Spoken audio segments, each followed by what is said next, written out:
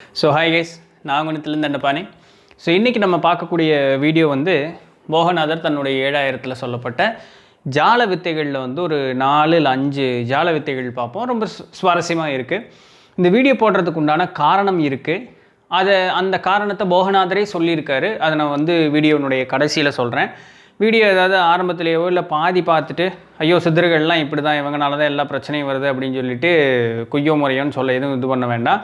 So வீடியோவை கடைசி வரைக்கும் பாருங்கள். பார்த்துட்டு இதெல்லாம் இதுக்குண்டான காரணங்கள் என்னென்ன அப்படிங்கிறத கடைசியில் சொல்கிறேன், சரிங்களா? ஸோ முதல்ல ஒரு 3 வித்தைகள் வந்து திருடனை பிடிக்கிறதுக்காக வித்தைகளும், அடுத்தது வந்து ஒரு சில ஜால வித்தைகள் எல்லாமே இருக்குது. ஸோ அதெல்லாம் வந்து இன்றைக்கி பார்ப்போம். கொஞ்சம் சுவாரஸ்யமாக இருக்குது அப்படிங்கிறதுனால இந்த வீடியோ போடுறேன்.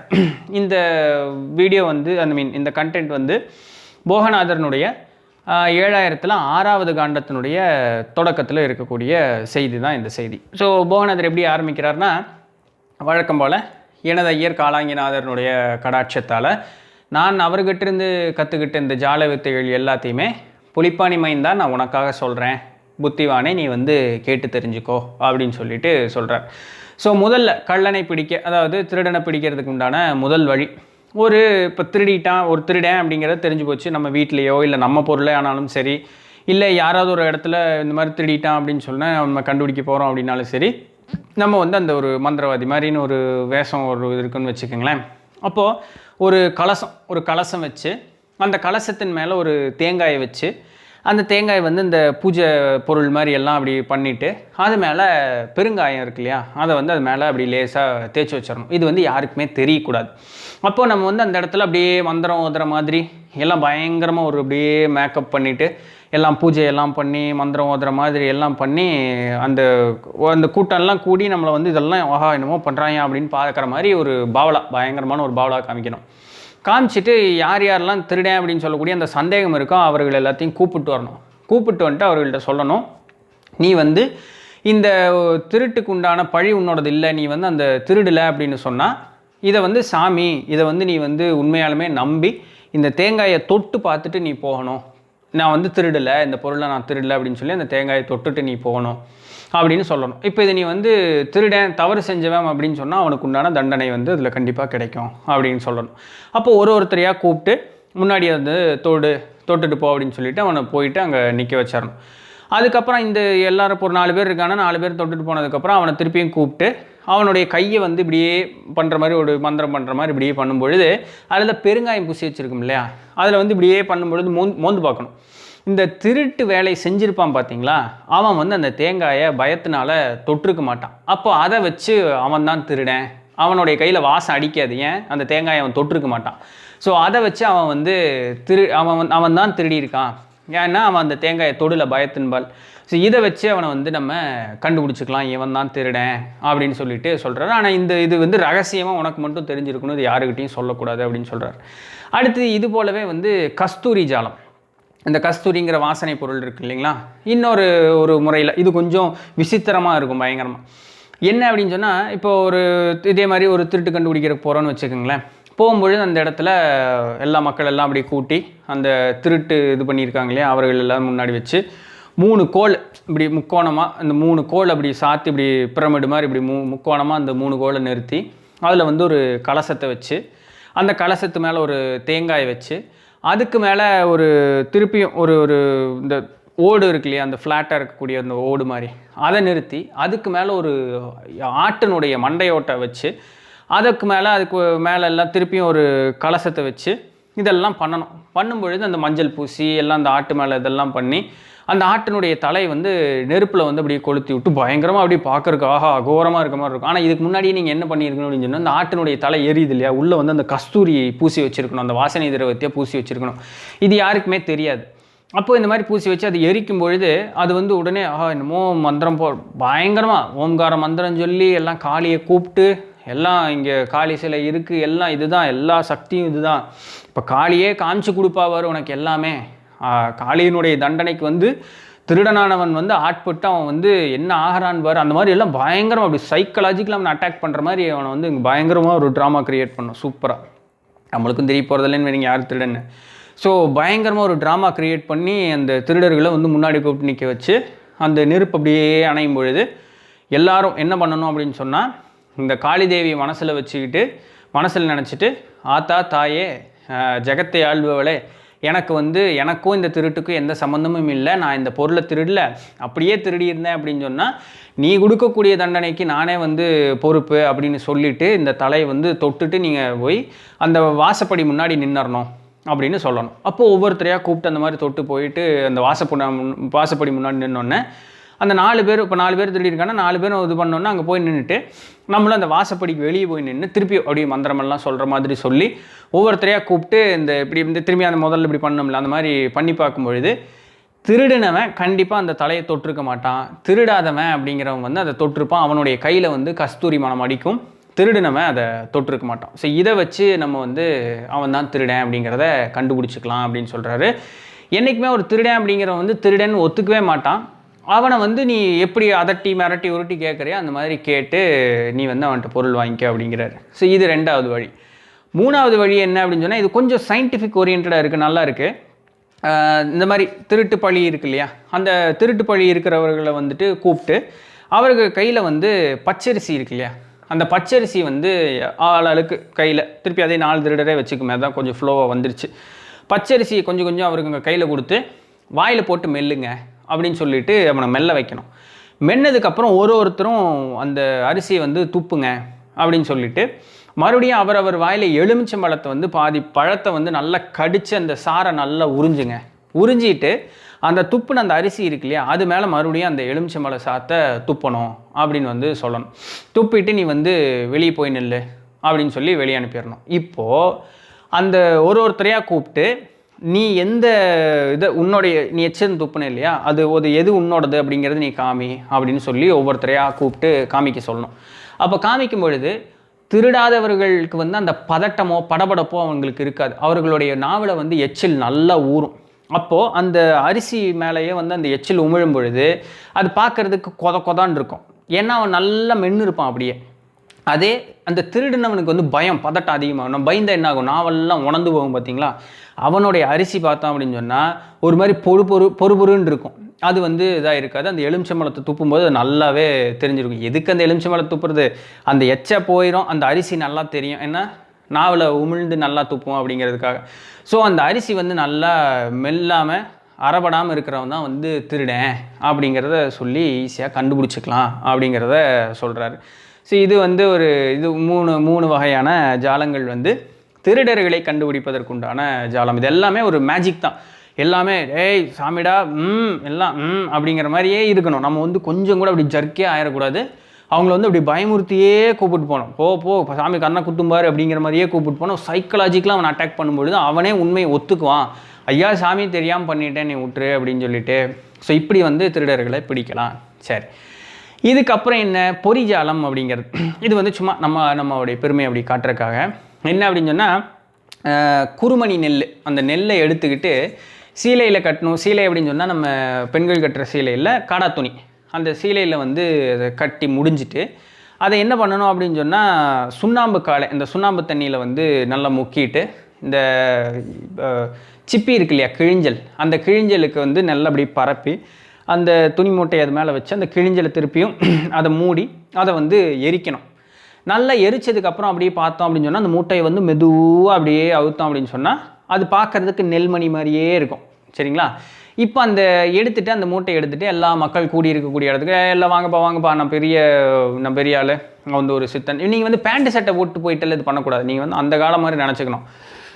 நான் ஒரு பெரிய ஆள், உங்களுக்கு ஜால வித்தை காட்டுறேன், நான் ஒரு பெரிய ஒரு மாந்திரிவாதி அப்படிங்கிற மாதிரி ஒரு இது பண்ணிக்கணும்.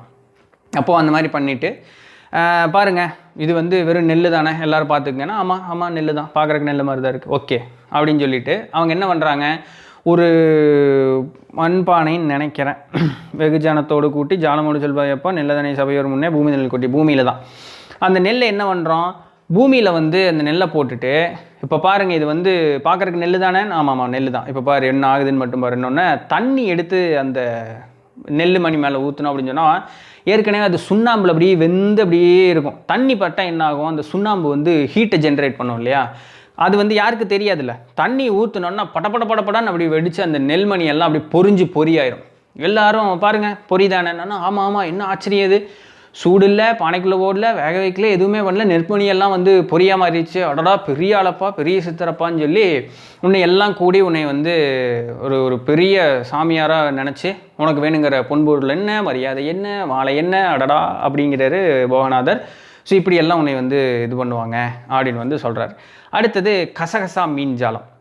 இது வந்து என்னென்னா, ஒரு சினையுள்ள மீன் எடுத்து அந்த கருமுட்டை இருக்கு இல்லையா, அதை எடுத்துட்டு பனியில் வச்ச அந்த தண்ணி, அந்த கருமுட்டை என்ன பண்ணணும், அந்த பனியில் வச்ச தண்ணிக்குள்ளே அந்த கருமுட்டையை போட்டு அதை வந்து வெயிலில் காய வச்சிடணும். அந்த கருவெல்லாம் என்ன பண்ணணும், அந்த பனி தண்ணியை வந்து அப்படியே குடிச்சிக்கிட்டு அப்படியே இது இருக்கும்.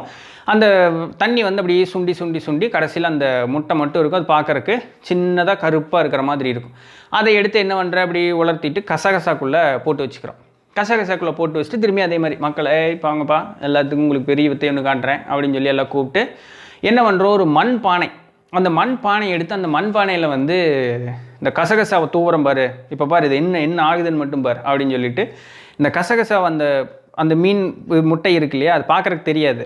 அப்போ அந்த கசகசாவோடு அந்த மீன் முட்டையை எடுத்து அந்த மண்பானையில் இருக்கக்கூடிய சுத்தமான தண்ணி ஊற்றி அந்த தண்ணிக்குள்ளே இதை போட்டுட்டு அந்த பானையை மூடி வச்சிடணும். எவ்வளோ நேரம், ஒரு நாழிகை, அதாவது 24 நிமிஷம் அதை வந்து மூடி வச்சிடணும். மூடி வச்சுட்டு கொஞ்ச நேரம் அந்த 24 நிமிஷம், அதாவது ஒரு நாழிகை தள்ளி அந்த மூடியை திறந்து பார்த்தோம் அப்படின்னு சொன்னால் அந்த மீன் குஞ்செல்லாம் உயிரோடு சுற்றிக்கிட்டு இருக்கும். அந்த இடத்துல அது வந்து செத்துருக்காது, அது வந்து உள்ளே சுற்றிக்கிட்டு இருக்கும். அப்போ அந்த ஒரிஜினல் கசகசா இருக்கும் பார்த்தீங்களா, அது வந்து நார்மலாக இருக்கும். இது பார்த்தியா எப்படி நான் வந்து கசகசாவை தூவி மீன் குட்டி வர வச்சேன் பார்த்தியா, சித்தாம்பா பெரிய ஆள். அப்போ அந்த வராமல் கசகசாவாக மிதந்துட்டுருக்கே அது வந்து சொத்தை, அது வந்து சும்மா அது சொத்தையான இது அப்படின்னு சொல்லி எல்லாம் சொன்னோன்னா அடடட பெரிய ஆள். திருப்பி அதுக்கப்புறம் என்ன மாலை என்ன மரியாதை என்ன. ஸோ அந்த மாதிரி ஒரு வழி இருக்குது அப்படின்னு வந்து சொல்கிறாரு. அடுத்தது எலுமிச்சம்பழ வித்தை. இது என்ன எலுமிச்சம்பழ வித்தை அப்படின்னு சொன்னால், அது என்ன, ஒரு இரும்பு கத்தி, சரிங்களா, இரும்பு கத்தி வந்து செஞ்சுக்கணும். அதில் வந்து செம்பருத்தன் சப்பாத்தி, அதாவது செம்பருத்தி பூனுடைய சாரும் செம்பாலை பழம் அப்படின்னு சொல்லக்கூடிய அந்த பழத்தினுடைய சாறு, இந்த 2 சாறு வாங்கி அந்த இரும்பு கத்தியில் வந்து தேய்ச்சி வச்சுக்கணும். இது வந்து ஒரு ரத்த ஜாலம் அப்படிங்கிற மாதிரி. இப்போ மக்கள் கூடி இருக்க அவையில் போய் நின்றுட்டு ஒரு பையனை வந்து ஏற்கனவே செட் பண்ணி வச்சுக்கணும். அவன் கழுத்தில் வந்து எலுமிச்சம்பழத்தை வந்து தேய்ச்சி வச்சிடணும். ஒரு கயிறு கட்டின மாதிரி இப்படி எலுமிச்சம்பழத்தை தேய்ச்சி வச்சிடணும். அப்போது தேய்ச்சி வச்சோன்னு உடனே வந்து எல்லாருக்கும் வித்தை காமிக்கிறேன்ப்பா எல்லாம் அப்படின்னு சொல்லிட்டு இந்த குரலி வித்தை காமிக்கிறாங்க இல்லையா, அதெல்லாம் இந்த மாதிரி தான். அப்போ அந்த சாறு இருக்கு இல்லையா, செம்பருத்தி பூ சாரும், அப்புறம் அது என்ன பழம், செம்பாலை பழம், அந்த பழத்தை வந்து சாறு பிழிஞ்சு அந்த இரும்பு கத்தியில் தேய்ச்சி சூரியனில் ஏற்கனவே காய வச்சு ரெடியாக வச்சுருக்கணும். அந்த பையனை கூப்பிட்டு அப்படி கழுத்தை வந்து அந்த எலுமிச்சம்பழம் இங்கே தேய்ச்சிருக்குமே அப்படி லேஸ் அப்படியே அந்த இரும்பு கத்தி இப்படி மேலே அப்படி பட்டாலே அப்படி கொததான் ரத்தம் கொட்டுற மாதிரி நம்மளுக்கு வந்து அந்த கலர் அப்படி சாயம் அப்படியே ஊற்றணும். அடடா அப்படின்னு சொல்லி கூட்டம் வந்து இதாக பிரமிச்சு போய் நிற்கிறத வந்து ஒரு வித்தையாக நம்ம வந்து காட்டலாம் அப்படின்னு சொல்கிறாரு. அடுத்தது வந்து என்ன சொல்கிறது, பாத்திரம் இல்லாமல் தண்ணி இல்லாமல் சாப்பாடு சமைக்கக்கூடிய விதம் எப்படி அப்படின்னு சொல்லி போகநாதர் சொல்கிறார். இது வந்து என்னென்னா, எனது ஐயனான காளாங்கிநாதர் கூட நான் வந்து இப்படியே காட்டு வழியாக போகும்போது ரொம்ப டயர்டாயிட்டேன்.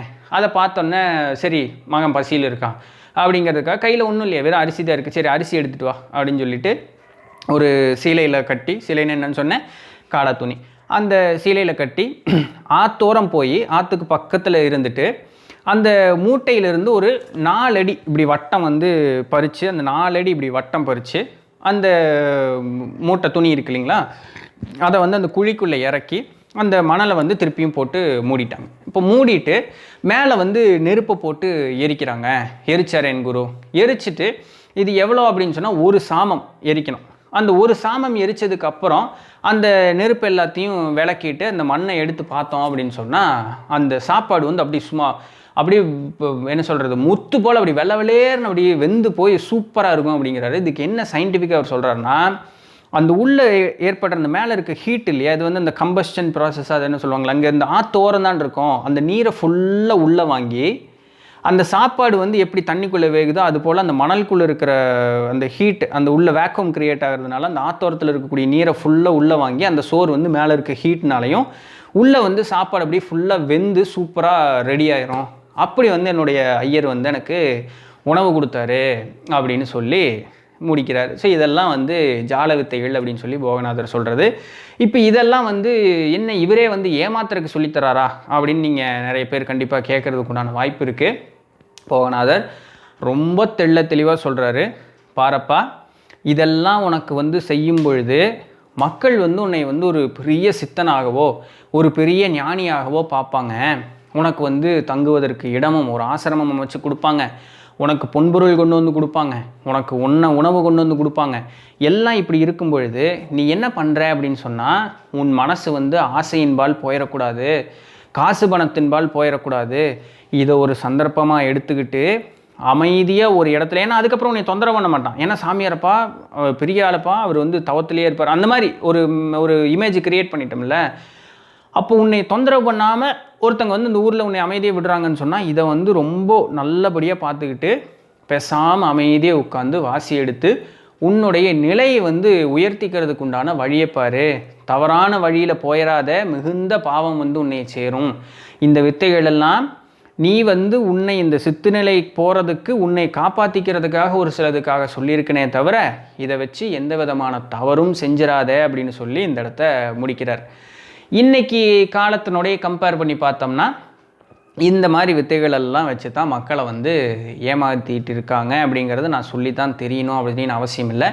அப்போ நீ எதுக்குப்பா இந்த வீடியோவை போட்ட அப்படின்னு கேட்டால், இந்த மாதிரியெல்லாம் இருக்குது, தெரிஞ்சுக்குங்க, இப்படி டவால்னு எல்லாத்துட்டையும் போய் ஏமாந்துட வேண்டாம் அப்படின்னு சொல்கிறதுக்காகவும், ஒரு சித்தர்கள் வந்து இந்த மாதிரி வேண்டாததை கற்றுக் கொடுத்துட்டாங்க அப்படின்னு சொல்லி ஒரு அம்மா ஒருத்தங்க கமெண்ட் போட்டிருந்தாங்க. அவங்க சொல்லி போகநாதர் மேலே எனக்கு செம்ம காண்டு. ஏன்னா அவர் தான் வந்து இந்த மந்திர மாயமெல்லாம் சொல்லி கொடுத்து என்னுடைய குடும்பமே இதாகிடுச்சுன்னு. பாவம், அவர் என்ன பண்ணுவார் போகநாதர்? ஸோ இதை வந்து தவறாக உபயோகிக்கிறவங்க இருக்கிறாங்க. அதுக்கு ஒன்றும் பண்ணுறக்கு இல்லை. அதுக்காக வாத்தியாரை கூற சொல்ல முடியாதுல்ல, சீடனுடைய புத்தி எப்படியோ அந்த மாதிரி தானே. ஸோ அந்த மாதிரியெல்லாம் இருக்காங்க, பார்த்து இருங்க. ஆனால் உண்மையாலுமே சித்தர்கள் அதை நோக்க வந்து அதை சொல்லலை அப்படின்னு சொல்கிறதுக்காகத்தான் இந்த வீடியோ போட்டேன். ஸோ இந்த வீடியோ உங்களுக்கு பிடிச்சிருக்கும், நல்லா இன்ஃபர்மேட்டிவாக இருந்திருக்கும் அப்படின்னு நினைக்கிறேன். நாளைக்கு Q&A செஷன் லைவ் இருக்கிறதுக்கு சான்ஸ் இல்லை, நாளைக்கு ரீசன் சொல்கிறேன். ஸோ நாளைக்கு Q&A செஷனில் மீட் பண்ணுற வரைக்கும் தொடர்ந்து இணைந்திருங்கள். நான் உங்கள் நித்திலன் தண்டபாணி. நன்றி, வணக்கம்.